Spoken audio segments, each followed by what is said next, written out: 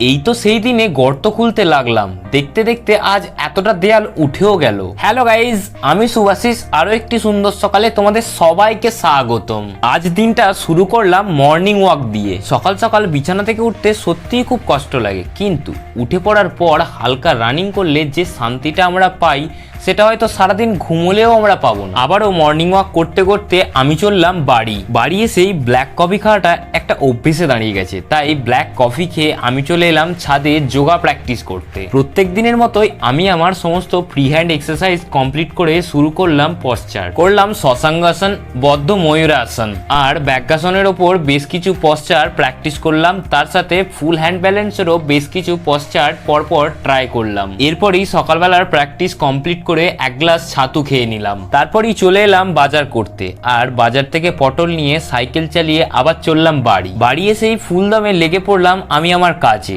আর আজকে আমার কাজ হলো এই নোংরা ইটগুলো ব্রাশে করে ঘষে পরিষ্কার করা। আর এদিকে দেখি মিস্ত্রিরাও মিস্ত্রিদের কাজ অনেকটাই এগিয়ে ফেলেছে, তাই সবাই মিলে আগে বসে মুড়িটা খেয়ে নিলাম। সত্যি এই তো সেই দিনে গর্তটাই খুলছিলাম, দেখতে দেখতে আজ কতটা দেয়াল উঠেও গেল। এরপরই বিকেল হতেই আমি চলে এলাম ছাদে যোগা প্র্যাকটিস করতে। আবারও আমি আমার সমস্ত ফ্রি হ্যান্ড এক্সারসাইজ পরপর কমপ্লিট করে শুরু করলাম পশ্চার। করলাম কৈলাসাসন, ঊর্ধ্ব কুটকুটাসন, আর এই আসনটা অনেকদিন পর করলাম, এর নামটা আমার ঠিক মনে নেই। অবশেষে ব্যাকদাসন এবং ফুল হ্যান্ড ব্যালেন্স প্র্যাকটিস করলাম। আর এই দুটো পশ্চার আমি প্রত্যেক দিনই প্র্যাকটিস করি। আজকের মতো যোগা প্র্যাকটিস এখানেই কমপ্লিট করে আমি চলে এলাম নিচে। তবে তোমরা আর কি কি যোগাসন দেখতে চাও সেটা কমেন্টে অবশ্যই জানিও। তাই আজকের ভিডিওটা এই পর্যন্তই। জার্নিটা ভালো লাগলে অবশ্যই একটা লাইক করবে। দেখা হচ্ছে পরবর্তী এপিসোডে, ততক্ষণের জন্য রাধে রাধে।